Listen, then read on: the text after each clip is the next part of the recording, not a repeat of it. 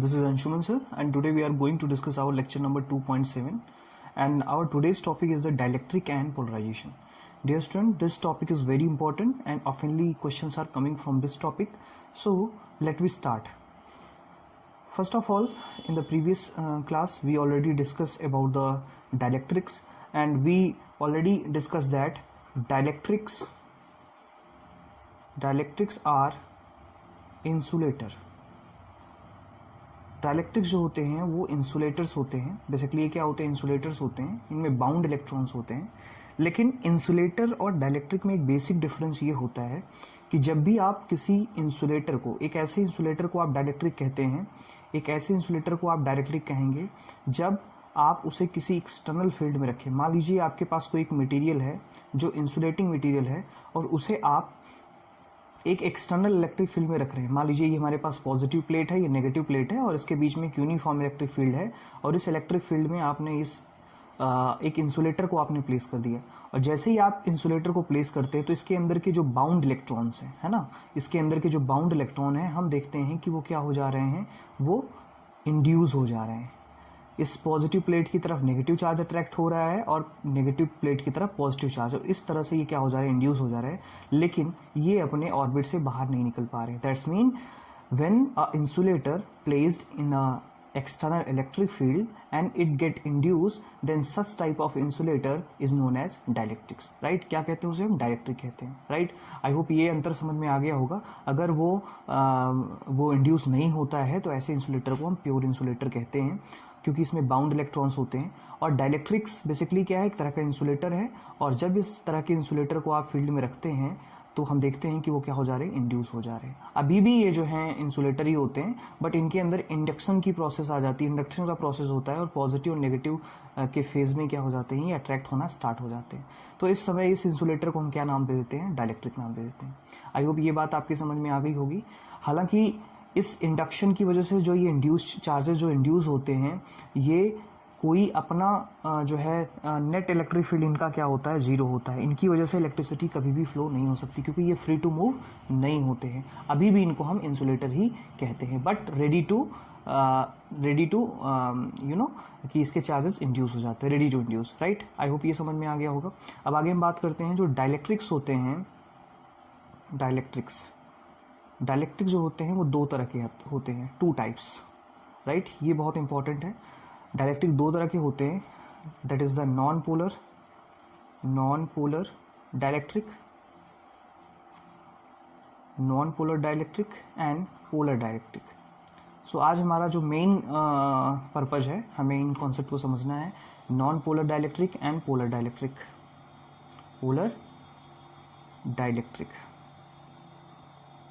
Okay student, तो सबसे पहले हम नॉन पोलर डायलेक्ट्रिक की बात करते हैं. तो देखिए, हमारे पास एक मटेरियल है, इसको हम नॉन पोलर डायलेक्ट्रिक कब कहेंगे? तो नॉन पोलर डायलेक्ट्रिक को डिफाइन करने के लिए हम कहते हैं when centre of gravity of positive and negative charges are coincide, then such type of dielectric is known as non-polar dielectric. तो इसका मतलब क्या है? आपके पास एक एटम जो होता है, दिस इज द एटम, ये हमारे पास एक एटम है, इसके सेंटर में न्यूक्लियस होता है और इस न्यूक्लियस में पॉजिटिव चार्ज होता है. यहाँ पे इलेक्ट्रॉन क्या करता है, मूव करता है. बेसिकली एक जो एटम होता है, इंडिविजुअल एटम जो होता है, वो एक डायपोल की तरह बिहेव करता है. तो यहाँ पे इसके सेंटर में पॉजिटिव चार्ज और यहाँ पर इलेक्ट्रॉन इसके चारों तरफ रिवॉल्व करता रहता है. तो अगर हम एज्यूम कर लें कि हमारे पास बहुत सारे चार्जेस हैं, इस तरह से इलेक्ट्रॉन्स हैं और इस तरह से इलेक्ट्रॉन्स हैं, बहुत सारे इलेक्ट्रॉन्स हैं ऑर्बिट्स में, और हम ये कह दें कि इस पॉजिटिव चार्ज का जो सेंटर ऑफ ग्रेविटी है, क्योंकि इसके पास मास है, तो इसका जो सेंटर ऑफ ग्रेविटी जिस पॉइंट पे काम कर रहा है, उसी पॉइंट पे इस नेगेटिव चार्ज का भी सेंटर ऑफ ग्रेविटी क्या कर रहा है, काम कर रहा है. इस सिचुएशन में क्या होगा? तो अगर मैं एक इफिशिएंट डिस्टेंस लूँ इन दोनों चार्जेस के बीच में, तो मैं देखता हूँ इन दोनों के बीच की जो इफिशिएंट डिस्टेंस है वो ज़ीरो हो जाती है, राइट, इफिशिएंट डिस्टेंस. और आप जानते हैं dipole moment P equal to होता है Q इंटू 2L। और डायपोल मोमेंट में आपने क्या पढ़ा था कि एक पॉजिटिव चार्ज है, दूसरा आपके पास नेगेटिव चार्ज है और इनके बीच में 2L की डिस्टेंस है, जहाँ पे ये वो क्या है, सेंटर ऑफ ग्रेविटी है। तो अगर इन दोनों चार्जेस का सेंटर, पॉजिटिव चार्ज और नेगेटिव चार्ज का सेंटर एक ही पॉइंट पे कॉन्साइड कर जाएगा तो इनके बीच की डिस्टेंस जीरो हो जाएगी। तो अगर डिस्टेंस जीरो हो गई तो for the non polar molecule dipole moment क्या हो जाएगा, जीरो हो जाएगा। तो ऐसे मटेरियल्स, ऐसे इंसुलेटर जिनका डायपोल मोमेंट जीरो होता है, ऐसे मटेरियल्स या ऐसे इंसुलेटर्स को हम क्या कहते हैं, नॉन पोलर डाइलेक्ट्रिक्स कहते हैं। क्या कहते हैं, नॉन पोलर डाइलेक्ट्रिक कहते हैं। आई होप ये समझ में आ गया होगा। तो इस तरह के डाइलेक्ट्रिक में ये प्रॉपर्टी पाई जाती है। अब देखिए, कोई भी नॉन पोलर मॉलिक्यूल या नॉन पोलर डाइलेक्ट्रिक जो होता है वो किस तरह से इसको हम रिप्रेजेंट कर सकते हैं। तो उसका रिप्रेजेंट करने का तरीका है कि ये हमारे पास कोई एक एटम है या फिर हमारे पास मटेरियल है, इसमें बहुत सारे नेगेटिव चार्ज हैं और सेंटर में पॉजिटिव चार्जेस हैं। इस तरह से नेगेटिव चार्जेस हैं और इस तरह से इस पॉइंट पर जहाँ पर पॉजिटिव चार्ज है, इसके सेंटर पे ही इन सभी नेगेटिव चार्जेस का रिजल्टेंट सेंटर ऑफ ग्रेविटी काम कर रहा है। तो इनके बीच की डिस्टेंस 2L जीरो हो जाएगी, जिसकी वजह से डायपोल मोमेंट क्या हो जाएगा, जीरो हो जाएगा। अब इसके कुछ इंपॉर्टेंट एग्जांपल्स हम समझते हैं। जैसे आपके पास एक बहुत अच्छा एग्जांपल है डाइलेक्ट्रिक का, वो है S2। एक डायटॉमिक मॉलिक्यूल है ये S2। तो S2 अगर स्ट्रक्चर हम बनाएं तो एक H एटम हो गया और दूसरा H एटम हो गया, और इसके न्यूक्लियस के बीच की डिस्टेंस अगर हम बात करें, अगर मैं इस यहाँ पे नेगेटिव चार्ज है, यहाँ पे नेगेटिव चार्ज है, इसके आउटर मोस्ट में एक इलेक्ट्रॉन है, इसके आउटर मोस्ट में एक इलेक्ट्रॉन है और इसके सेंटर में पॉजिटिव चार्जेस हैं। इन पॉजिटिव चार्जेस की सेंटर ऑफ ग्रेविटी को फाइंड करें तो ये सेंटर ऑफ ग्रेविटी यहाँ पे आएगी। इसी तरीके से इन इलेक्ट्रॉन की सेंटर ऑफ ग्रेविटी को फाइंड करें तो ये भी इसी पे आएगा। तो एक S2 जो है, S2 का डायपोल मोमेंट क्या हो जाएगा, जीरो हो जाएगा। क्यों? क्योंकि इनकी दोनों नेगेटिव और पॉजिटिव दोनों चार्जेस की सेंटर ऑफ ग्रेविटी एक ही पॉइंट पे लाई कर रही है। तो 2L की वैल्यू जीरो हो गई। अगर 2L की वैल्यू जीरो हो गई तो डायपोल मोमेंट आपका क्या हो गया, जीरो हो गया। डियर स्टूडेंट, और भी बहुत सारे एग्जांपल्स हैं। अगर हम O2 की बात करें तो इसका भी डायपोल मोमेंट जीरो होता है, नॉन पोलर मॉलिक्यूल है। इसी तरीके से मैं CO2 की बात करूं तो इसमें भी ये डायपोल मोमेंट जीरो हो जाता है। बेंजीन की बात करूं तो इसमें भी डायपोल मोमेंट जीरो हो जाता है। तो ये कुछ एग्जांपल्स हैं नॉन पोलर मॉलिक्यूल के। तो नॉन पोलर मॉलिक्यूल ऐसे मॉलिक्यूल्स होते हैं जिनका पॉजिटिव और नेगेटिव चार्जेस के जो सेंटर ऑफ ग्रेविटी होती है वो एक ही पॉइंट पे क्या करती है, काम करती है, एक ही पोजीशन पे काम करती है, जिसकी वजह से ये क्या कहलाते हैं, नॉन पोलर मॉलिक्यूल कहलाते हैं। अब किसी एक क्रिस्टल में नॉन पोलर मॉलिक्यूल को कैसे रिप्रेजेंट करते हैं तो देखने का तरीका है इस तरह से। देखिए, ये हमारे पास इसमें पॉजिटिव नेगेटिव इस तरह से बना देते हैं। तो ये हमारे पास रिप्रेजेंट करने का तरीका है positive negative, positive negative, positive negative, positive negative. इस तरह से हमने पॉजिटिव नेगेटिव, पॉजिटिव नेगेटिव, ठीक है। तो इस तरह से हमने जो है इसको रिप्रेजेंट कर दिया और इसका नेट डायपोल मोमेंट क्या होगा, जीरो होगा। आई होप ये समझ में आ गया होगा नॉन पोलर मॉलिक्यूल। अब हम पोलर मॉलिक्यूल की बात करते हैं। तो पोलर मॉलिक्यूल ऐसे मॉलिक्यूल्स होते हैं जिनका सेंटर ऑफ ग्रेविटी, पॉजिटिव और नेगेटिव चार्जेस की सेंटर ऑफ ग्रेविटी एक ही पॉइंट पे लाई नहीं करती है, right. Okay, that the centre of gravity do not coincide, centre of gravity do not coincide. किसके लिए, पॉजिटिव और नेगेटिव चार्जेस के लिए। तो जब इनकी सेंटर ऑफ ग्रेविटी एक पॉइंट पे कोइंसाइड नहीं करेगी तो उनके बीच में कुछ डिस्टेंस होगा। अगर उनके बीच में कुछ डिस्टेंस होगा तो उनके पास नेट डायपोल मोमेंट होगा, उनके पास कुछ ना कुछ इंडिविजुअल डायपोल मोमेंट होगा, राइट। ये बात आपकी समझ में आ रही होगी, राइट। तो इसी तरीके से हम देख सकते हैं कि अगर आपके पास जो है, अगर आपके पास कोई एक चार्ज है, इस तरह से कोई एटम है, तो इसमें इस तरह से इलेक्ट्रॉन्स हैं और यहाँ पर हम देखते हैं कि पॉजिटिव चार्ज इस तरह से हो गया। यहाँ पे सिमेट्रिकल डिस्ट्रीब्यूशन है चार्जेस का, अगर नॉन पोलर मॉलिक्यूल के लिए बात करें। लेकिन जब हम पोलर मॉलिक्यूल के लिए बात करते हैं तो उसका जो चार्जेस का डिस्ट्रीब्यूशन होता है वो एसिमेट्रिकल हो जाता है। आप देख रहे हैं पॉजिटिव चार्ज एक तरफ हो गया, पॉजिटिव चार्ज की सेंटर ऑफ ग्रेविटी एक तरफ आ गई, और नेगेटिव चार्जेस की अगर निकालेंगे तो सेंटर ऑफ ग्रेविटी यहाँ कहीं आएगी।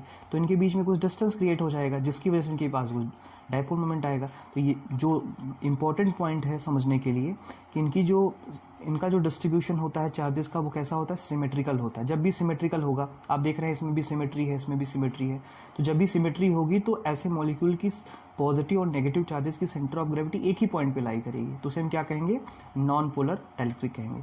पोलर डाइलेक्ट्रिक में क्या समझना है कि इसमें असिमेट्रिकल होता है। ये क्या होता है, असिमेट्रिकल होता है, असिमेट्रिकल डिस्ट्रीब्यूशन होता है, इसमें कॉन्फिगरेशन होता है। अगर ये असिमेट्रिकल डिस्ट्रीब्यूशन होगा तो पॉजिटिव और नेगेटिव चार्जेस की जो सेंटर ऑफ ग्रेविटी होगी वो अलग अलग पॉइंट पे आएगी और उनके बीच में कुछ डिस्टेंस होगी। अगर उनके बीच में कुछ डिस्टेंस होगी तो उनके बीच में कुछ डायपोल मोमेंट होगा, इनके बीच में डायपोल मोमेंट क्या होगा, प्रेजेंट होगा, राइट। एग्जाम्पल के थ्रू समझते हैं। एग्जाम्पल के लिए बहुत अच्छा एग्जाम्पल हम लेते हैं HCl का। HCl जो है एक बहुत ही अच्छा एग्जाम्पल है पोलर मॉलिक्यूल का। आप जानते हैं ये पोलरिटी शो करता है। इसमें जो क्लोरीन होता है, क्लोरीन की इलेक्ट्रोनेगेटिविटी जो होती है वो ज़्यादा होती है इन कंपेरिजन टू हाइड्रोजन। तो अगर मैं क्लोरीन के पास इलेक्ट्रॉन की संख्या भी ज़्यादा होती है तो मैं इसको थोड़ा बड़ा बना सकता हूँ। यहाँ पे मैंने हाइड्रोजन को बना लिया, तो ये आपके पास क्लोरीन है, ये आपके पास हाइड्रोजन है। तो अगर मैं इनके सेंटर में होने वाले पॉजिटिव चार्ज की सेंटर ऑफ ग्रेविटी निकालूँ तो यहाँ पे कहीं आएगा, राइट। लेकिन क्योंकि इलेक्ट्रॉन के पास इलेक्ट्रॉन की संख्या ज़्यादा है, हाइड्रोजन के पास इलेक्ट्रॉन की संख्या कम है, तो क्लोरीन की इलेक्ट्रोनेगेटिविटी ज़्यादा है और हाइड्रोजन की इलेक्ट्रोनेगेटिविटी क्या है, कम है। तो ये क्लोरीन क्या करेगा, इसको अपनी तरफ खींचेगा हाइड्रोजन को। तो ये क्या करेगा, इसकी जो सेंटर ऑफ ग्रेविटी, इलेक्ट्रॉन की जो सेंटर ऑफ ग्रेविटी होगी कहीं यहाँ पर आ जाएगी, इस पॉइंट पे आ जाएगी। मतलब कि इसके इस पॉइंट पे कोइंसाइड नहीं करेगी, तो इनके बीच में कुछ डिस्टेंस क्रिएट हो गया, जिसकी वजह से ये क्या करेंगे, कुछ नेट डायपोल मोमेंट शो करेंगे। आई होप ये बात समझ में आ रही होगी। तो इसे हम क्या कहते हैं, पोलर मॉलिक्यूल कहते हैं। तो डियर स्टूडेंट, साथ साथ में आप नोट्स भी बनाते चलिए, समझते हुए आप नोट्स भी बनाते रहें ताकि आपके समझ में आता रहे। तो ये आपके पास नॉन पोलर मॉलिक्यूल, ये आपके पास पोलर मॉलिक्यूल। ये एग्जांपल समझ में आया होगा, आप लोग केमिस्ट्री पढ़ रहे हैं तो ये आपको अच्छे से समझ में आ रहा होगा कैसे ये हुआ। क्लोरीन की इलेक्ट्रोनेगेटिविटी ज़्यादा है, हाइड्रोजन की इलेक्ट्रोनेगेटिविटी कम है, तो जो इसके सेंटर में पॉजिटिव चार्जेस हैं उनका तो सेंटर ऑफ ग्रेविटी जो होगी यहीं पे आएगी। लेकिन जब आप नेगेटिव चार्ज की बात करेंगे, नेगेटिव के लिए निकालेंगे तो उसकी सेंटर ऑफ ग्रेविटी कहीं यहाँ पर आ जाएगी, तो इनके बीच में कुछ डिस्टेंस मेंटेन हो जाएगा, राइट। तो ये सिमेट्री पे डिपेंड करता है। तो बेसिकली ये क्या है, अनसिमेट्रिकल है, जिसकी वजह से इस तरह की प्रॉपर्टी शो कर रहा है। अब इसको रिप्रेजेंट कैसे हम करते हैं, तो देखिए, अगर हमारे पास कोई क्रिस्टल है और इस क्रिस्टल को हम रिप्रेजेंट करना चाहते हैं तो इसमें हम कुछ इस तरह से बनाएंगे, लाइक दैट, इस तरह से बनाएंगे कि इसके negative positive, negative positive, negative positive, negative positive, negative positive. तो इस तरह से क्या होता है, ये इसमें थोड़ा सा डिस्टेंस मेंटेन होता है। आप देख रहे हैं यहाँ पर हमने जब बनाया था तो हमने इसको सर्कल में बनाया था और इसको हमने थोड़ा सा डंबल शेप में बनाया है। तो इस तरह से इसमें क्या होते हैं, चार्ज डिस्ट्रीब्यूट होते हैं और इसमें जो है इनके बीच में डिस्टेंस होती है। तो इनके पास कुछ परमानेंट डायपोल मोमेंट होता है। The polar molecule has some permanent dipole moment। Okay dear student, I hope ये पोलर और नॉन पोलर के बीच में डिफरेंस आपकी समझ में आ गया होगा। एक छोटी सी बात और मैं आपको आपसे करना चाहता हूँ। जब हम इस नॉन पोलर मॉलिक्यूल की बात करते हैं तो इस पोलर मॉलिक्यूल में जो ये इंड्यूस चार्जेस हैं वो एग्जैक्टली ऐसे पैटर्न में फॉलो ना होकर के ऐसे पैटर्न में होते हैं, मतलब रैंडमली डिस्ट्रीब्यूटेड होते हैं। तो ये negative positive, negative positive, negative, मतलब ये रैंडमली डिस्ट्रीब्यूट होते हैं, जिससे कि इनका नेट जो डायपोल मोमेंट, अगर एक सिचुएशन में बात करें, इस सिचुएशन में हम बात करें तो नेट डायपोल मोमेंट जीरो हो सकता है। तो ज़रूरी नहीं कि जो पोलर मॉलिक्यूल हो उसका जो है डायपोल मोमेंट आपको मिले ही मिले। हाँ, उनके पास कुछ फाइनाइट, एक लिमिटेड फॉर्म में थोड़ा बहुत उनके पास डायपोल मोमेंट हो सकता है। आई होप ये बात समझ में आ गई होगी आपकी, ठीक है। ये क्यों होता है, क्योंकि इनके बीच में रैंडम डिस्ट्रीब्यूशन होता है। हाँ, इसको जब आप इलेक्ट्रिक फील्ड में रख देंगे तो ये तुरंत क्या हो जाएगा, ये तुरंत जो है एलिंग हो जाएंगे एक डायरेक्शन में और हाइट जो है डायपोल मोमेंट शो करने लगेंगे, ठीक है। आई होप ये समझ में आ गया होगा। अब हम अगला जो बात करने जा रहे हैं, हाँ, इससे पहले कुछ और एग्जांपल्स देख लेते हैं। एग्जांपल में अगर और बात करें नॉन पोलर मॉलिक्यूल्स में, तो पोलर मॉलिक्यूल के एग्जांपल कुछ और हैं। NH3 HCl मैंने बता ही दिया आपको। H2O भी हमारा एक पोलर मॉलिक्यूल है। CO2, ये सभी हमारे पास पोलर मॉलिक्यूल हैं। अब जो H2O है, H2O के पास परमानेंट डायपोल मोमेंट होता है और इसके पास जो परमानेंट डायपोल मोमेंट होता है उसका जो ऑर्डर होता है वो होता है 6 × 10⁻28 कूलम मीटर, राइट। इसका जो डायपोल मोमेंट होता है, राइट। आई होप ये बात आपकी समझ में आ गई होगी। आगे चलते हैं। अब हम बात करने वाले हैं पोलर डाइलेक्ट्रिक इन एक्सटर्नल फील्ड। जब भी किसी पोलर डाइलेक्ट्रिक को एक्सटर्नल फील्ड में रखा जाता है तो क्या होता है, तो मान लेते हैं ये हमारे पास दो प्लेट हैं। इन प्लेट को हमने चार्ज कर दिया, एक को हमने पॉजिटिव चार्ज कर दिया, दूसरे को हमने नेगेटिव चार्ज कर दिया। तो ये दो प्लेट हैं जिनका एरिया A है मान लेते हैं, और इन पे जो चार्ज, क्योंकि सरफेस है तो सरफेस चार्ज डिस्ट्रीब्यूशन इसको सिग्मा मान लेते हैं, तो सिग्मा चार्ज डिस्ट्रीब्यूशन है, और इसके बीच में हम कोई एक डाइलेक्ट्रिक इस तरह से प्लेस कर देते हैं तो पोलर डाइलेक्ट्रिक, क्योंकि पोलर डाइलेक्ट्रिक कुछ इस तरह से होता है, आप जानते हैं इनके पास कुछ ऑलरेडी जो है रैंडम तरीके से प्लस माइनस माइनस प्लस इस तरह से क्या होते हैं, ये डिस्ट्रीब्यूटेड होते हैं। लेकिन जैसे ही आप क्या करते हैं इसको इस पोलर डाइलेक्ट्रिक को, जो हमारे पास पोलर डाइलेक्ट्रिक है, इस पोलर डाइलेक्ट्रिक को यहाँ पे रखते हैं, तो इसके जितने भी डाइपोल होते हैं वो सब क्या होते हैं, इलेक्ट्रिक फील्ड की डायरेक्शन में एलिंग हो जाते हैं। तो देखिए ये पॉजिटिव प्लेट है तो नेगेटिव वाला एक इस तरफ हो जाएगा, नेगेटिव पॉजिटिव, तो इस तरह से एक डाइपोल क्रिएट हो गया, नेगेटिव पॉजिटिव इस तरह से क्रिएट हो गया। इसी तरीके से आपके पास क्योंकि नेगेटिव है तो ये पॉजिटिव, ये नेगेटिव हो जाएगा, नेगेटिव पॉजिटिव, नेगेटिव पॉजिटिव। तो इस तरह से सभी के सभी डाइपोल क्या होते हैं, एक डायरेक्शन में एलिंग हो जाते हैं और नेट डाइपोल मोमेंट प्रेजेंट हो जाता है। ठीक है, तो अब इसको थोड़ा सा एक्सप्लेन कर लेते हैं। अगर हम ये कहें कि डाइपोल आर अलाइन, अगर जब भी हम पोलर डाइलेक्ट्रिक को हम एक्सटर्नल फील्ड में रखते हैं, then it is seen that dipoles created inside the dielectric are aligned according to the external field due to which they show the net dipole moment, जिसकी वजह से ये net dipole moment क्या करते हैं, शो करते हैं। अच्छा, यहाँ पे अगर मैं बात करूँ तो ये जो इंडिविजुअल डाइपोल क्रिएट हो रहा है, इसके पास तो डाइपोल परमानेंट डाइपोल मोमेंट है, लेकिन एक का इफेक्ट इधर काम कर रहा है, एक का इफेक्ट इधर काम कर रहा है, एक का इफेक्ट इधर काम कर रहा है, तो सबका मिलाकर के जो पी नेट होगा वो क्या हो जाएगा, जीरो हो जाएगा पोलर के लिए भी। हालांकि कुछ ऐसे मटेरियल हैं जिनमें देखा गया है कि उनके पास पी नेट प्रेजेंट होता है, राइट। तो आप के क्वेश्चन में कभी ये पूछा जाता है कि क्या पोलर मॉलिक्यूल के पास नेट डाइपोल मोमेंट होता है, तो आप जरूर कहेंगे हाँ ऐसा होता है, लेकिन एक क्लियरिटी के लिए आप इस चीज़ को समझते रहेंगे क्योंकि इसमें रैंडम डिस्ट्रीब्यूशन है, तो जब पी नेट निकालेंगे तो जीरो हो जाएगा।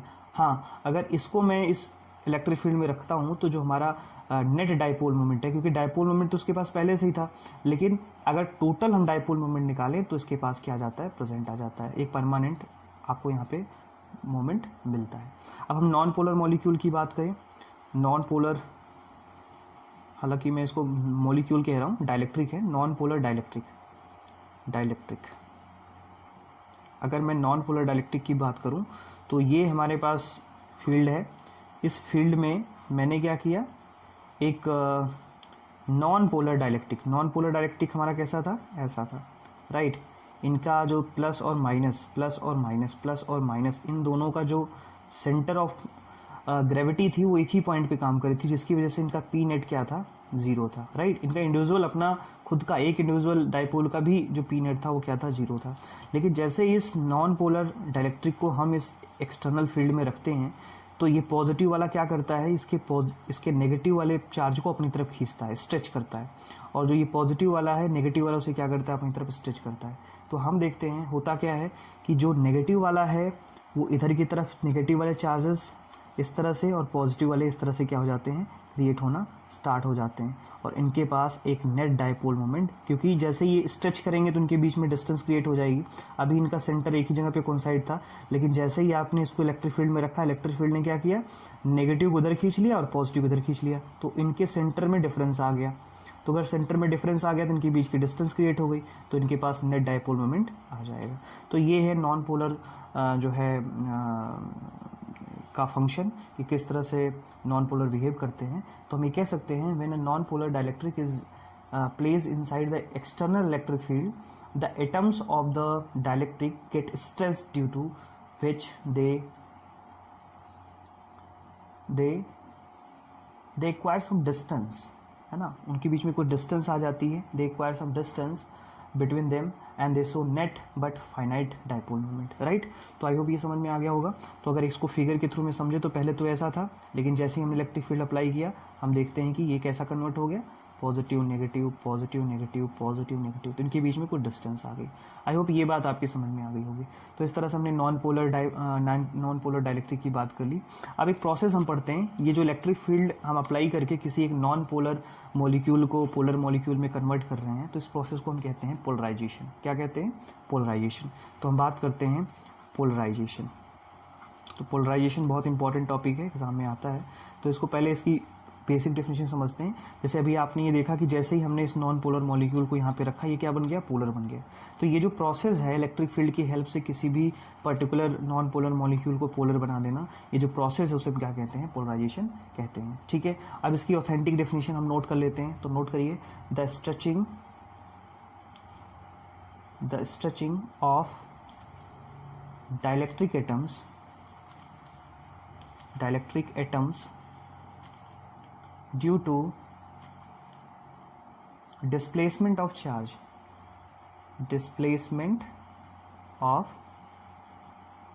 क्योंकि चार्ज डिस्प्लेस हो जाता है इलेक्ट्रिक फील्ड अप्लाई करने पे। Charge in the atom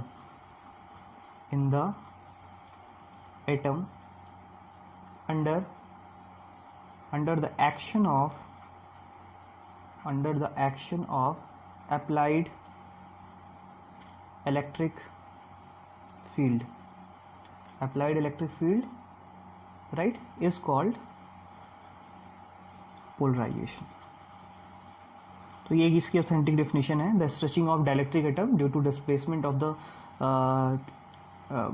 due to change of the atoms position of the atom under the action of applied electric field is called polarization। क्या कहते हैं इसे हम, पोलराइजेशन कहते हैं। या अगर इसकी सिंपल डेफिनेशन हम लिखें तो हम कह सकते हैं it is a process in which a non-polar dielectric becomes polar dielectric when external field is applied, right? जब हम एक्सटर्नल फील्ड अप्लाइड करते हैं तो ये क्या करता है, non polar molecule polar molecule में कन्वर्ट हो जाता है, और इस पूरे प्रोसेस को हम क्या कहते हैं, पोलराइजेशन कहते हैं। आई होप डियर स्टूडेंट ये बात समझ में आ गई होगी आपके। ठीक है, अब हम बात करते हैं कि अब इसकी अभी तो हमने पोलर मॉलिक्यूल पढ़ लिया, नॉन पोलर मॉलिक्यूल पढ़ लिया, पोलराइजेशन हमने पढ़ लिया। अब हम बात करते हैं कि क्या इफेक्ट होता है electric field, external electric field पे डाइलेक्ट्रिक को प्लेस कर देने से क्या इफेक्ट होता है।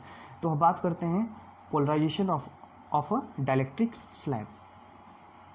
ओके डियर स्टूडेंट, अब हम बात करने वाले हैं polarization of a dielectric slab. Slab basically जो है एक रेक्टेंगल पीस होता है, रेक्टेंगल शेप का पीस होता है। तो हमने क्या करना है, डाइलेक्ट्रिक स्लैब के लिए इसको परफॉर्म करना है। तो हमारे पास एक जो है हमारे पास एक्सटर्नल इलेक्ट्रिक फील्ड है, इस तरह से समझिए। ये हमारे पास फील्ड है, ये पॉजिटिव प्लेट है, हमने एक प्लेट पॉजिटिव क्रिएट किया, ये हमने एक नेगेटिव प्लेट क्रिएट किया है, राइट। तो इस तरह से इनके बीच में एक इलेक्ट्रिक फील्ड है, और इसको हम मान लेते हैं इनिशियल इलेक्ट्रिक फील्ड या एक्सटर्नल इलेक्ट्रिक फील्ड E0 मान लेते हैं इसको। इसके अंदर ये वैक्यूम है, इसके अंदर जो है कोई मटेरियल नहीं है, अभी ये वैक्यूम है। तो उस टाइम पे इसका जो इलेक्ट्रिक फील्ड है वो E0 है, और अगर इस E0 की वैल्यू मैं फाइंड करना चाहूँ तो होती है सिग्मा अपॉन एप्सिलॉन नॉट। ये हमने डिस्कस कर रखा है ऑलरेडी, जो हमने पिछली क्लासेस में डिस्कस कर रखा है। अब हमने इसी प्लेट के बीच में, ये हमारे पास पॉजिटिव प्लेट है, ये हमारे पास नेगेटिव प्लेट है, इसी के बीच में हमने एक रेक्टेंगल शेप का एक डाइलेक्ट्रिक, नॉन पोलर डाइलेक्ट्रिक या पोलर डाइलेक्ट्रिक हमने इसके अंदर में प्लेस कर दिया। तो जैसे हम इसको प्लेस करेंगे तो ये क्या होगा, इंडक्शन का प्रोसेस होगा, इंड्यूस होगा। इसका एक्सटर्नल फील्ड कुछ इस तरह से है, ये मान लेते हैं D थिकनेस का, और A एरिया का, इसका जो एरिया है A है, A एरिया का हमने जो है एक डाइलेक्ट्रिक यहाँ पे प्लेस कर दिया, और उसकी जो थिकनेस है वो D है, यहाँ पे बीच में प्लेस किया। तो हम देखते हैं यहाँ पे इंडक्शन का प्रोसेस होता है, और नेगेटिव वाले चार्जेस इस तरह से खींचते हैं। देखिए ये पॉजिटिव प्लेट क्या करती है, नेगेटिव को अपनी तरफ खींचती है, नेगेटिव को अपनी तरफ खींचती है, ध्यान से समझिए। यहाँ पे positive negative, positive negative, positive negative, positive negative, positive negative, और ये इधर भी, यहाँ पर भी, ये आप थोड़ा सा बड़े में बनाएंगे। यहाँ पर पॉजिटिव, यहाँ पे नेगेटिव, यहाँ पे पॉजिटिव, यहाँ पे नेगेटिव, यहाँ पे पॉजिटिव, यहाँ पे नेगेटिव, और यहाँ पे पॉजिटिव, यहाँ पे नेगेटिव। तो इस तरह से पॉजिटिव नेगेटिव इस तरह से क्रिएट हो जाते हैं। डिस्टेंट होता क्या है कि ये जो पॉजिटिव प्लेट है, ये नेगेटिव चार्ज को अपनी तरफ बाउंड कर देती है, खींच देती है, और इसके अंदर के जो इधर के तो जो पॉजिटिव नेगेटिव चार्जेस होते हैं वो पॉजिटिव को अपनी तरफ क्या कर लेते हैं, बाउंड कर लेते हैं। अब आप जानते हैं क्योंकि इसके अंदर इंड्यूस चार्जेस क्रिएट हो गए हैं। और जब इसके अंदर हम इलेक्ट्रिक फील्ड की बात करते हैं तो आप देखिए ध्यान से, यहाँ पर ये पॉजिटिव से अगर फील्ड निकलेगा तो नेगेटिव पे जाकर के, जैसे आपने कंडक्टर के लिए पढ़ा था, इस तरह से जाकर के टर्मिनेट होगा, इधर से पॉजिटिव से निकलेगा, इधर जाकर टर्मिनेट होगा। इसका मतलब इसके अंदर के जो चार्जेस हैं, ये जो अंदर के चार्जेस हैं वो आपस में क्या हो जाते हैं, रिकम्बाइन हो जाते हैं और इस पूरे स्पेस को क्या कर देते हैं, न्यूट्रल कर देते हैं, और यहाँ पर इलेक्ट्रिक फील्ड क्या हो जाता है, जीरो हो जाता है। राइट, ये बात समझ में आई आप लोगों के। तो हम देखते हैं अगले स्टेप में कि ये पॉजिटिव चार्ज है और ये आपके पास नेगेटिव चार्ज है, और इसके अंदर जो ये आपका स्लैब रखा हुआ था, इसके अंदर के जो चार्जेस थे वो न्यूट्रलाइज हो गए, और हम देखते हैं कि बस इसके अपोजिट फेजेस पे या फेजेस पे पॉजिटिव और नेगेटिव चार्जेस क्रिएट हो गए। इधर पॉजिटिव वाली प्लेट की तरफ जो ये फेज है डाइलेक्ट्रिक का, इस पर नेगेटिव चार्जेस, और नेगेटिव वाले फेज की तरफ जो प्लेट की तरफ जो फेज है वो पॉजिटिव चार्जेस हो गए। और अगर आप बात करें तो ये एक्सटर्नल इलेक्ट्रिक फील्ड इस तरह से काम हो रहा है, काम कर रहा है, और अगर इस डाइलेक्ट्रिक के अंदर आप देखेंगे तो एक फील्ड क्रिएट हो गया पॉजिटिव से नेगेटिव की तरफ, तो एक फील्ड ऐसा क्रिएट हो गया, इसको हम ईपी कह सकते हैं। राइट, जो क्या करेगा, नेट इलेक्ट्रिक फील्ड प्रोड्यूस करेगा, और इसका जो नेट इलेक्ट्रिक फील्ड होगा वो E naught minus E P. Right, क्योंकि ये इलेक्ट्रिक फील्ड इधर की तरफ काम कर रहा है इस डायरेक्शन में, और जो एक्सटर्नल फील्ड आपने अप्लाई किया था इस डायरेक्शन में काम कर रहा है। तो ये जो डायरेक्ट्रिक के अंदर जो ये एक आप कह सकते हैं इंड्यूस इलेक्ट्रिक फील्ड प्रोड्यूस हुआ, इंड्यूस इलेक्ट्रिक फील्ड प्रोड्यूस हुआ, ये क्या करेगा, ये एक्सटर्नल फील्ड को क्या करेगा, कमज़ोर कर देगा, वीक कर देगा। तो यहाँ से जो हमारे पास ई नेट आएगा, ई नॉट माइनस ई पी। तो ये फॉर्मूला हमारे पास आ गया। तो आई होप ये आपके समझ में आ गया होगा। तो इससे एक जो है एक रिजल्ट निकल के आता है कि जब भी आप किसी भी डाइलेक्ट्रिक को किसी इलेक्ट्रिक फील्ड में रखते हैं तो वो क्या कर देता है, इलेक्ट्रिक फील्ड के इफेक्ट को रिड्यूस कर देता है, या जो नेट अप्लाइड एक्सटर्नल फील्ड है उसको वो रिड्यूस कर देता है। राइट, तो यहाँ से निकल के आता है the induce charge set up a internal electric field which reduce the external field. तो यहाँ से हम कह सकते हैं कि जो पोलराइजेशन की वजह से जो फील्ड क्रिएट हुआ वो क्या कर रहा है, एक्सटर्नल फील्ड को क्या कर दे रहा है, रिड्यूस कर दे रहा है, और यहाँ से हमें reduce value of net electric field मिलेगा। राइट, सो यहाँ पे नोट कर सकते हैं, हम यहाँ पे नोटेड कर सकते हैं, after applying external electric field, after applying external electric field E naught dielectric get polarized and net induced charge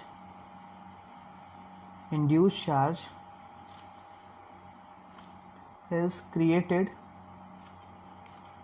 negative Q I. हम यहाँ कह सकते हैं कि इधर की तरफ negative Q I, total charge मान लेते हैं, इसको मैं पॉजिटिव कह लेता हूँ। तो इसके जो लेफ्ट साइड में माइनस क्यू आई और राइट साइड में positive Q I charges create हो गए, जो क्या करेंगे, एक प्लस क्यू आई, जो क्या करेंगे, इंड्यूस इलेक्ट्रिक फील्ड क्रिएट कर देंगे। राइट, जो क्या करेगा, जो external which reduce external field, जो एक्सटर्नल फील्ड को क्या कर देगा, रिड्यूस कर देगा। तो अब मैं अगर नेट की बात करूं तो क्या करेगा, ई नॉट में से आपको क्या करना पड़ेगा, ई पी को माइनस करना पड़ेगा। राइट, इसमें से माइनस कर दोगे तो आपको रिड्यूस कितना नेट इलेक्ट्रिक फील्ड मिला ये आपको पता चल जाएगा। तो आई होप ये जो बातें मैंने यहाँ पे आपको बताई हूँ आपकी समझ में आ गई होंगी। राइट, आगे चलते हैं।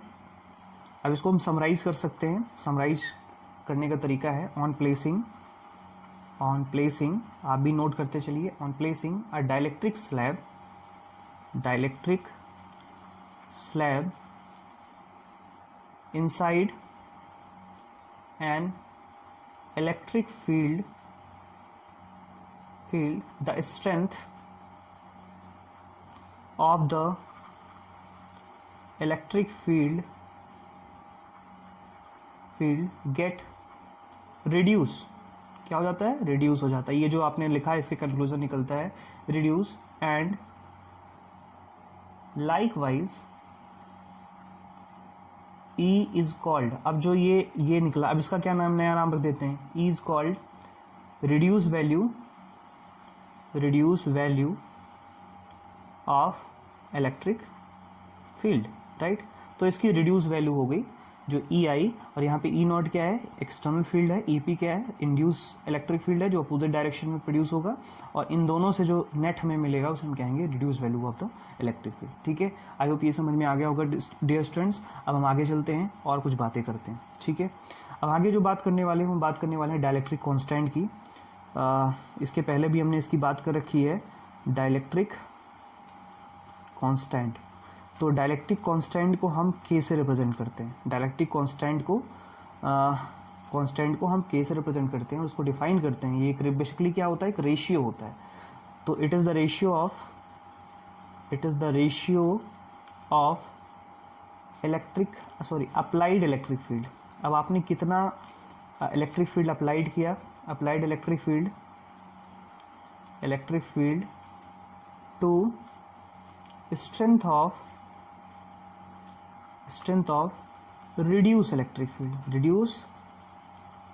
फील्ड, आपने कितना इस पे एक्सटर्नल फील्ड लगाया और नेट आपको कितना बाद में मिला डाइलेक्ट्रिक की वजह से। तो ये आपका इस मीडियम की वजह से इलेक्ट्रिक फील्ड कितना रिड्यूस हो गया। तो इन दोनों का जो रेशियो होता है उसे हम क्या कहते हैं, डाइलेक्ट्रिक कांस्टेंट कहते हैं, उसे के से रिप्रेजेंट करते हैं। और ये वैल्यू आपके पास आ जाएगी एक्सटर्नल इलेक्ट्रिक फील्ड जो आपने लगाया ई नॉट, और कितना रिड्यूस हुआ तो हम क्या कहते हैं, ई कहते हैं। अभी मैंने आपको बताया ई को क्या कहेंगे, रिड्यूस इलेक्ट्रिक फील्ड। तो इन दोनों का जो रेशियो होता है this is known as the dielectric constant. इसकी एक डेफिनेशन और बनती है, देखिए, it is the ratio of electric field in the free space, vacuum के लिए ई नॉट था, एंड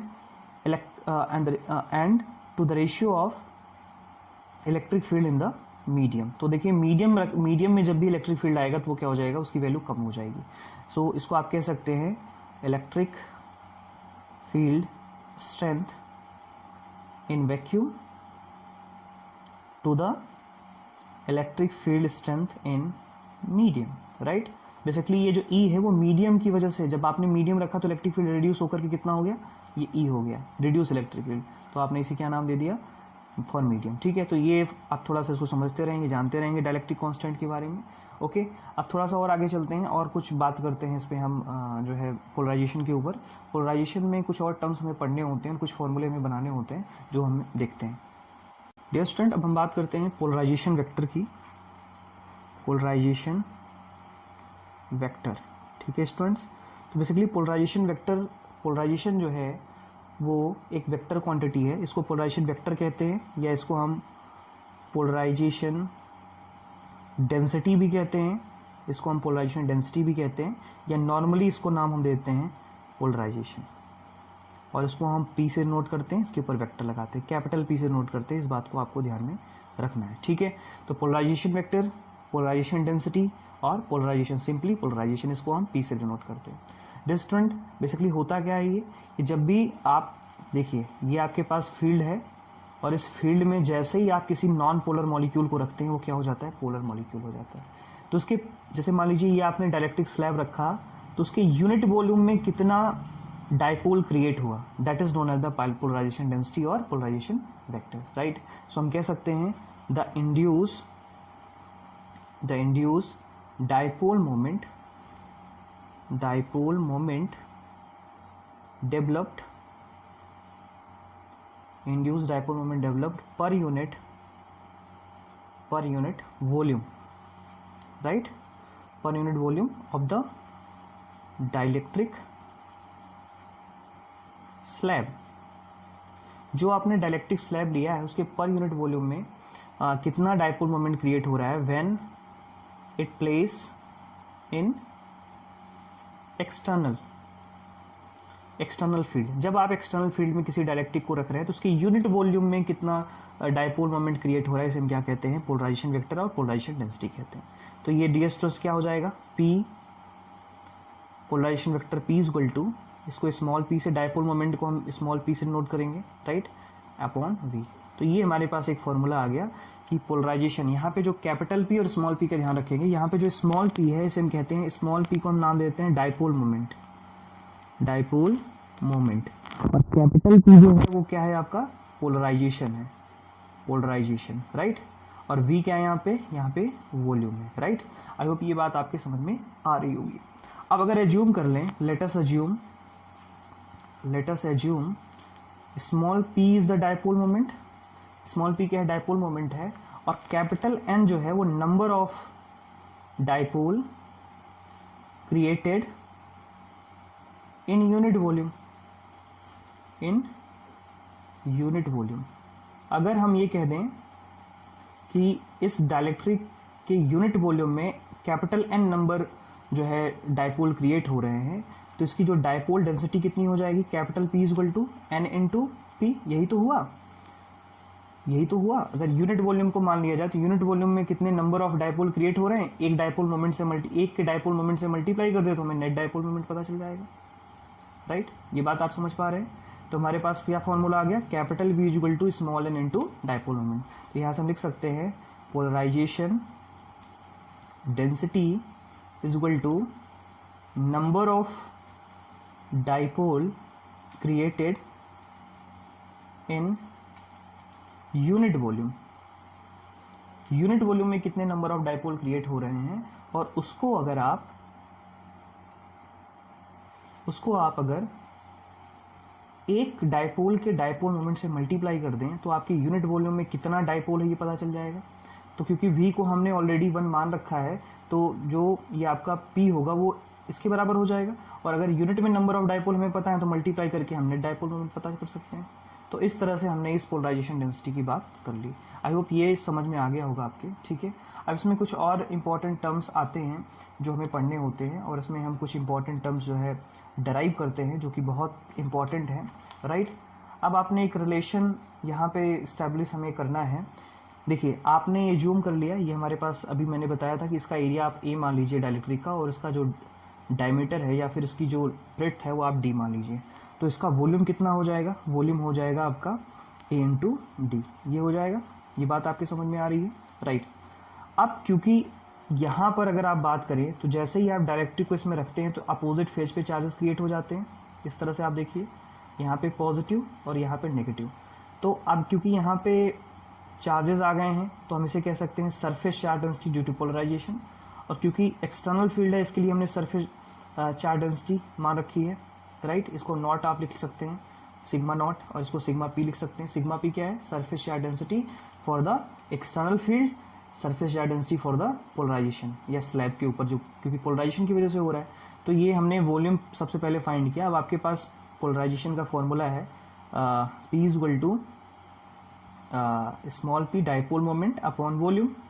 अब ये जो है इसको, क्योंकि ये एक डायपोल की तरह काम कर रहा है, अगर आप ध्यान से समझें ये डायपोल की तरफ काम कर रहा है, और अगर इस डायपोल की जो ब्रेड्थ है वो d है, तो इन दोनों चार्जेस के बीच में डिस्टेंस कितना होगा, d होगा, क्योंकि चार्जेस तो सरफेस पे होंगे, तो ये इनके बीच की डिस्टेंस d हो गई। तो अगर मैं इसके डायपोल मोमेंट की बात करूँ तो क्या हो जाएगा, तो सबसे पहले तो q इंटू 2l होगा, राइट। यही तो होगा q इंटू 2l, लेकिन यहाँ पे 2l की वैल्यू किसके बराबर है, d के बराबर है। इसे आपने qi मान रखा है, इस पे जो चार्जेस है qi मान रखा है, अभी पीछे हमने डिस्कस किया, और qi मल्टीप्लाइड बाई d, क्योंकि इन दोनों के बीच की डिस्टेंस d है। तो मैं इस स्मॉल p को क्या लिख सकता हूँ, मैं इस स्मॉल p को लिख सकता हूँ qi multiplied by d, right. ये बात समझ में आ रही है। Dipole moment p is equal to 2ql, यहाँ पे 2l की डिस्टेंस d है, 2l की जगह पे d रखा हमने, क्योंकि इस दो ये जो डायलेक्ट्रिक के सरफेसेस पे जो चार्ज है उनके बीच की डिस्टेंस कितनी है, d है।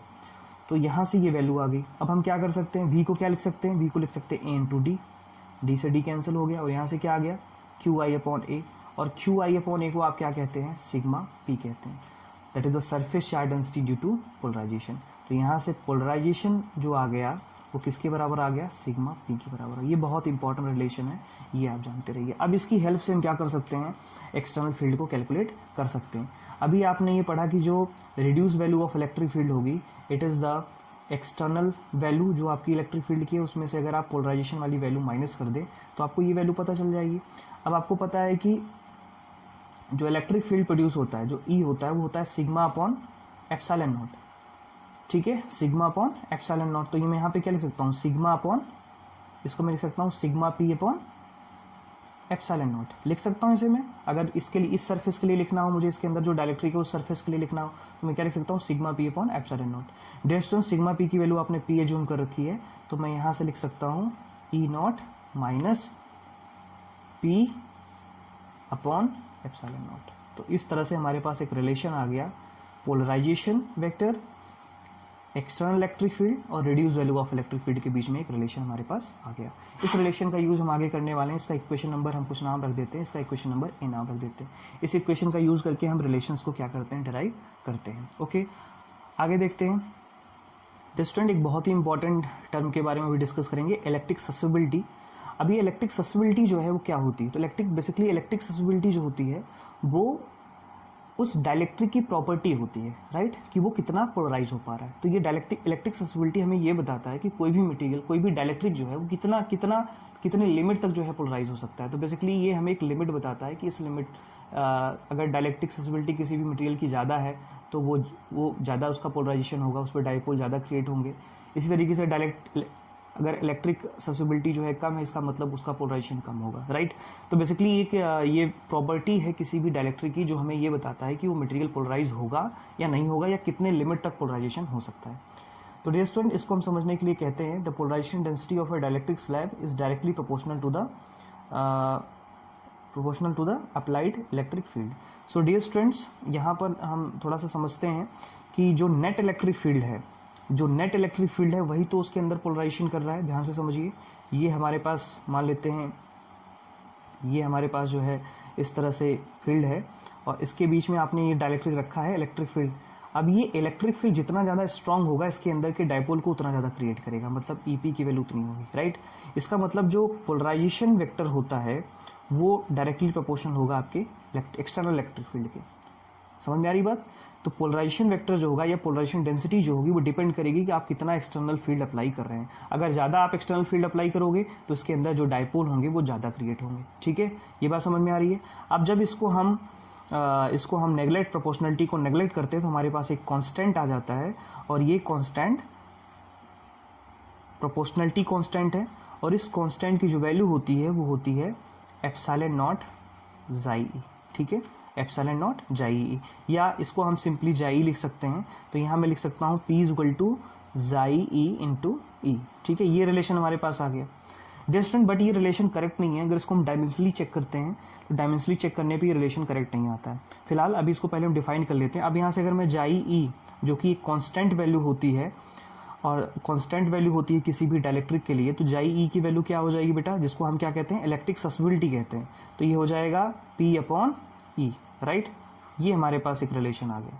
तो यहाँ से हम इसको क्या कर सकते हैं, डिफाइन कर सकते हैं। तो एक चीज़ यहाँ से समझ में हमारे ये आता है कि जो ये ससेसिबिलिटी होती है वो यूनिट पोलराइजेशन जो ये है, अगर आप इसे डिफाइन करना चाहें तो अगर आप इलेक्ट्रिक फील्ड को यूनिट मान लें तो ये इलेक्ट्रिक ससेसिबिलिटी किसके बराबर हो जाएगा, पोलराइजेशन के बराबर हो जाएगा। तो हम कह सकते हैं electric susceptibility is the polarisation per unit electric field, ठीक है। पर यूनिट इलेक्ट्रिक फील्ड पे कितना पोलराइजेशन हो रहा है ये हमें कौन बताता है, इलेक्ट्रिक ससेसिबिलिटी बताता है। जिसका पर यूनिट पोलराइजेशन ज़्यादा होगा वो उसकी ससेसिबिलिटी ज़्यादा होगी। दैट्स मीन जिसकी ससेसिबिलिटी ज़्यादा होगी उसको हम ज़्यादा पोलराइज कर सकते हैं और जिसकी ससेसिबिलिटी कम होगी उसका पोलराइजेशन हम कम से कम कर पाएंगे, ठीक है, ये बात समझ में आ रही है। डियर स्टूडेंट, ये जो रिलेशन हमने यहाँ पे डिराइव किया है P इज इक्वल टू, यही मैं बताने वाला था आपको, E, ये डायमेंशनली इनकरेक्ट है, डायमेंशनली इनकरेक्ट है। अगर हम डायमेंशन दोनों तरफ की निकालें तो हम देखते हैं कि दोनों की डायमेंशन गलत आती है। अब इसके डायमेंशन को सही करने के लिए आप जानते हैं कुछ कॉन्स्टेंट्स का मल्टीप्लाई करना पड़ता है आपको। तो हम देखते हैं कि पोलराइजेशन इक्वल टू, अगर इसमें एप्सिलॉन नॉट से मल्टीप्लाई कर दे तो ये करेक्ट हो जाता है, राइट। तो ये रिलेशन आ जाता है, आपकी बुक में यही रिलेशन दिया हुआ है, तो आप इसको कंफ्यूज नहीं होंगे देख करके। यहाँ पे जो एप्सिलॉन नॉट है वो डायमेंशनली करेक्ट करने के लिए जो है इसको किया गया है। तो अगर मैं इसको थोड़ा बता दे रहा हूँ ये कैसे आप इसको कर सकते हैं। देखिए यहाँ पे जो P है पोलराइजेशन होता है वो क्या होता है, dipole moment per unit volume, और डाइपोल मोमेंट की यूनिट क्या होती है, coulomb metre, right. P equal to 2 QL होता है, तो कूलम मीटर और वॉल्यूम मीटर क्यूब, और यहाँ से जब इसको निकालेंगे तो आ जाएगा coulomb metre per metre square. तो ये तो हो गई इधर की डायमेंशन या यूनिट हो गई, डायमेंशन भी आप यहाँ से निकाल सकते हैं, ठीक है। अब मैं अगर इधर की डायमेंशन यहाँ से कैलकुलेट करूँ तो ये सेम नहीं होगा, ठीक है, क्योंकि जाइम तो कांस्टेंट है, इसकी कोई यूनिट नहीं होती, it is a unitless quantity, it is the unitless constant है, राइट। तो कांस्टेंट की कोई यूनिट नहीं होती, यूनिटलेस है। अब इलेक्ट्रिक फील्ड की जो यूनिट होती है वो होती है न्यूटन पर कूलम, राइट, न्यूटन पर कूलम, यही तो होती है न्यूटन पर कूलम, क्योंकि E इक्वल टू होता है F/A, क्यू नॉट, तो यहाँ से न्यूटन पर कूलम आ जाएगा। क्या centimetre coulomb per metre square और न्यूटन कूलम, क्या ये दोनों बराबर नहीं है? तो ये डायमेंशनली इनकरेक्ट है, यूनिट भी दोनों के बराबर नहीं है। अगर ये सही है तो दोनों तरफ की यूनिट बराबर होनी चाहिए, आपने पढ़ा है डायमेंशन और यूनिट के एप्लीकेशन में। डियर स्टूडेंट, यहाँ पे क्या करते हैं, अगर हम इसमें एप्सिलॉन नॉट से मल्टीप्लाई कर दे तो हम देखते हैं इसकी यूनिट दोनों तरफ बराबर आ जाती है। तो अब मैं इसकी यूनिट निकाल के दिखाता हूँ आपको। तो देखिए, लेफ्ट हैंड साइड का तो हमने निकाल लिया, अब हम राइट हैंड साइड का निकालते हैं। राइट हैंड साइड का निकालते हैं तो देखिए, अगर मैं यहाँ पे, क्योंकि जाइएम तो कांस्टेंट है तो हमें यहाँ एप्सिलॉन नॉट ई की वैल्यू निकालनी पड़ेगी। देखो, एप्सिलॉन नॉट की जो यूनिट होती है कूलम स्क्वायर पर न्यूटन पर मीटर स्क्वायर, ये यूनिट होती है, आप जानते हैं, राइट। और इसमें अगर इलेक्ट्रिक फील्ड की यूनिट से मल्टीप्लाई कर दिया जाए, इलेक्ट्रिक फील्ड की यूनिट होती है न्यूटन पर कूलम, राइट, ये यूनिट होती है। अब मैं इसको सॉल्व कर लेता हूँ। इसको मैं सॉल्व करूंगा तो देखिए, यहाँ पे पावर 2 है, यहाँ पे पावर 1 है, तो यहाँ पे क्या आ जाएगा, माइनस कितना आ जाएगा, +1, राइट, क्योंकि इसकी पावर प्लस ज़्यादा है तो +1 आ जाएगा। यहाँ से न्यूटन की पावर -1 है और न्यूटन की पावर प्लस है, तो यहाँ न्यूटन की पावर 0 आ जाएगी, और यहाँ m² -2, तो यहाँ से आ जाएगा कूलम पर मीटर स्क्वायर। ये हो गया राइट हैंड साइड। अब देखिए, इसकी भी यूनिट सेम है और इसकी भी यूनिट सेम है, तो ये जो रिलेशन है वो डायमेंशनली करेक्ट है। तो इसलिए हम यहाँ पे एप्सिलॉन नॉट का मल्टीप्लिकेशन कर देते हैं। तो इलेक्ट्रिक ससेसिबिलिटी बेसिकली क्या है, इलेक्ट्रिक ससेसिबिलिटी जो है किसी भी डाइलेक्ट्रिक की एक प्रॉपर्टी है जो ये बताता है कि वो कितना ज़्यादा पोलराइज हो सकता है, ठीक है। ये एक न्यूमेरिक वैल्यू होती है, इसकी कोई यूनिट नहीं होती है। सो डियर स्टूडेंट, अभी मैं इसमें इस वीडियो के लास्ट में आपको एक टेबल प्रोवाइड कर दे रहा हूँ, उसे आप देखेंगे और देख करके देखेंगे कि कौन कौन से मटेरियल की कितनी ससेसिबिलिटी होती है और कितने इलेक्ट्रिक फील्ड पे वो पोलराइज हो जाता है, ठीक है। आई होप ये समझ में आ गया होगा। अब इसमें लास्ट जो इम्पोर्टेंट पॉइंट है जो हमें पढ़ना होता है वो है आपकी डाइलेक्ट्रिक स्ट्रेंथ। तो डाइलेक्ट्रिक स्ट्रेंथ की बात कर लेते हैं। डाइलेक्ट्रिक स्ट्रेंथ, तो डाइलेक्ट्रिक स्ट्रेंथ बेसिकली क्या है, जब आप इलेक्ट्रिक फील्ड लगाना स्टार्ट करते हैं तो मटेरियल पहले तो क्या करता है, इसको अपोज करता है, ठीक है। इसको क्या करता है, अपोज, क्योंकि बाउंड है ना, इंसुलेटर है बेसिकली, डाइलेक्ट्रिक है, इंसुलेटर है, तो उसके अंदर क्या है, बाउंड इलेक्ट्रॉन्स हैं, तो वो अलग नहीं होना चाहते। लेकिन जब आप एक सफिशिएंट इलेक्ट्रिक फील्ड लगा देते हैं तो वो क्या करता है, उसके जो इलेक्ट्रॉन और प्रोटॉन होते हैं वो उनके बीच में एक डिस्टेंस आ जाती है और वो क्या हो जाता है, पोलराइज हो जाता है। तो बेसिकली डाइलेक्ट्रिक स्ट्रेंथ जो है वो इलेक्ट्रिक फील्ड की वो स्ट्रेंथ है जो जो क्या कर सकता है, किसी भी मटेरियल को पोलराइज कर सकता है। तो हम नोट कर लेते हैं, the dielectric strength of insulator or a dielectric strength is defined as the maximum value of electric field that be applied to dielectric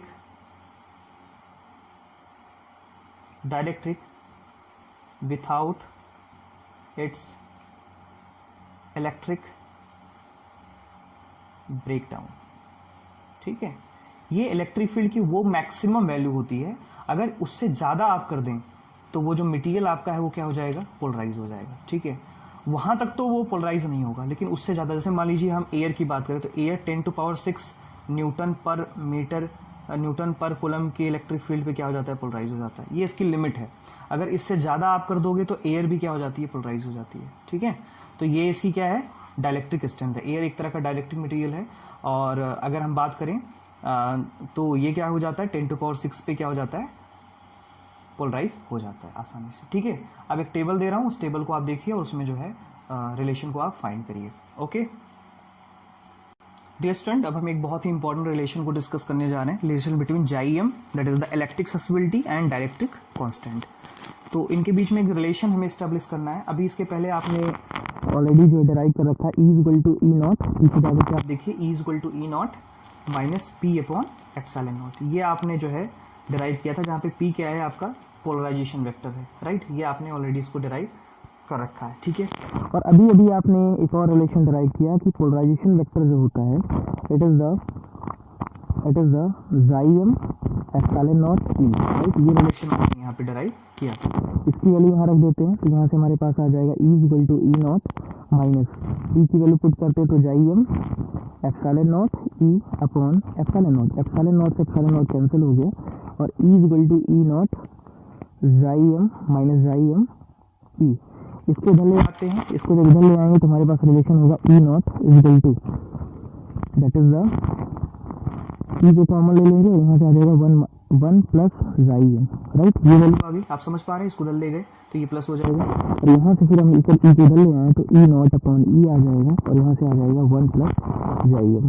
और ई नॉट अपॉन ई को क्या कहते हैं हम, के कहते हैं। तो डायरेक्टली कांस्टेंट कुछ और नहीं होता, 1 प्लस जाई एम होता है। तो डायलेक्ट्रिक कांस्टेंट किस पे डिपेंड कर रहा है, इलेक्ट्रिक ससेबिलिटी पे डिपेंड कर रहा है। This is the relation between dielectric constant and electric susceptibility. और एक चीज और यहाँ से पता चल रही है कि जो k की वैल्यू होती है हमेशा ग्रेटर देन 1 होती है, ठीक है। आपके एग्जाम में पूछा जा सकता है, prove that the value of dielectric constant is always greater than 1, ठीक है। तो यहाँ पर जो हमारे पास वैक्यूम होता है ना, वैक्यूम और एयर, इसके लिए k की वैल्यू हमेशा 1 लेते हैं, ठीक है। अभी एक बच्चे ने ये भी क्वेश्चन पूछा था कि एप्सिलॉन नॉट की वैल्यू हमेशा 8.85 ही क्यों लेते हैं, है ना, ठीक है। तो उसका रीज़न ये है कि dielectric constant for vacuum and air क्या होता है, 1 होता है। अगर हम बात करें एप्सिलॉन नॉट और एप्सिलॉन, तो ये एयर के लिए दोनों, या एयर या वैक्यूम के लिए क्या होता है, आपस में बराबर होता है, 1 होता है, ठीक है। इसलिए बहुत विशेष अंतर नहीं पड़ता है, ठीक है। तो ये थोड़ा सा आप समझते रहेंगे, तो ये रिलेशन हो गया इनके बीच में। तो डियर स्टूडेंट, आज का जो लेक्चर है वो बहुत इंपॉर्टेंट है, आपके एग्जाम में इसमें कई सारे क्वेश्चंस बनते हैं। आई होप इसे आप प्रिपेयर करेंगे, नोट्स में बनाएंगे, चीज़ों को जो बताया गया उसको आप लिखेंगे और रियलाइज करेंगे, ठीक है। नेक्स्ट लेक्चर में मिलते हैं। नेक्स्ट लेक्चर में हम कैपेसिटर की बात करने वाले हैं और ढेर सारी बातें हम करने वाले हैं।